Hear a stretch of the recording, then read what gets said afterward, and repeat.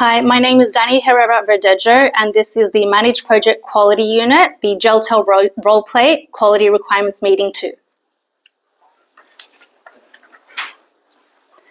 Morning, everyone. Thanks for making the time today. For anyone who doesn't know me well, I'm Danny, the Project Manager for the GelTel Telephony System Project. I'm looking after the whole thing end to end, making sure we deliver on time, on budget, and with the right quality. Before we jump in, let's quickly go around so everyone can introduce themselves and their role in this project. Murray, do you want to start?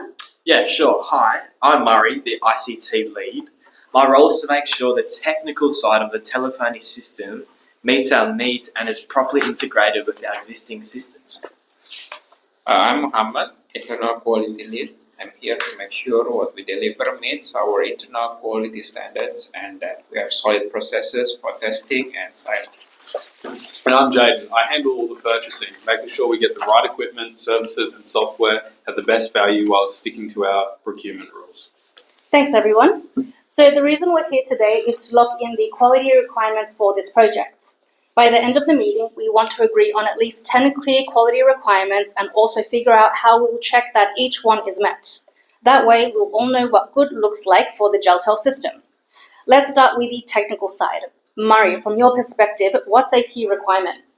Well, one big one is the system's call capacity. It's meant to handle 100 concurrent calls without dropouts. But honestly, I'd like to plan for 120 so we are ready for the future demand.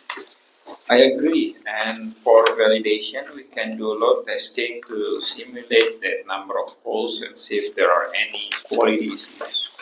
Perfect. So requirement number 1 is handle 120 concurrent or simultaneous calls without dropouts, validated through load testing. What's next, Murray? Well, system uptime. We should aim for 24/7 operation with no more than 2% downtime per year. And to validate that, we can monitor the system logs over the first 6 months after we go live.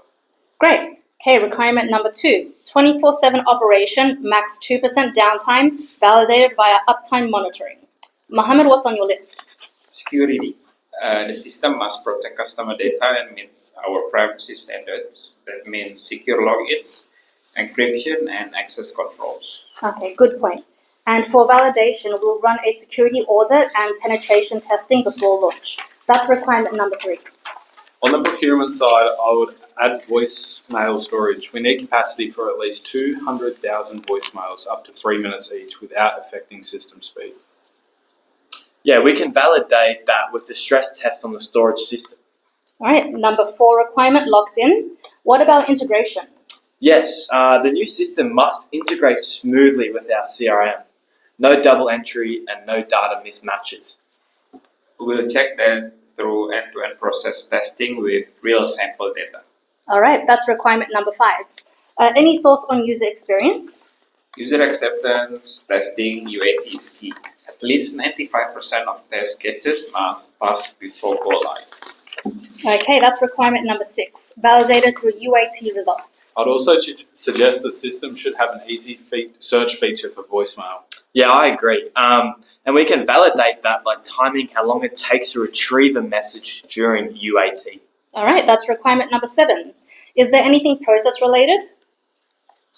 Yes, all the hardware must meet manufacturer quality standards and come with warranty. We'll validate that through supplier certification checks. All right, that's requirement number 8. Don't forget scalability. The system should be able to expand by adding servers without disrupting service. We can validate that by testing and upgrading the controlled environment. Okay, that's requirement number 9. And I'll add one last one, requirement number 10. All procurement, installation, and testing must follow WHS requirements. We'll validate that through safety audits and site inspections. All right, that's our 10. Yeah, I think that's a solid list. I also think having validation methods tied to each requirement will really help. Agreed. This way there is no guesswork at the end about whether we've hit the quality mark.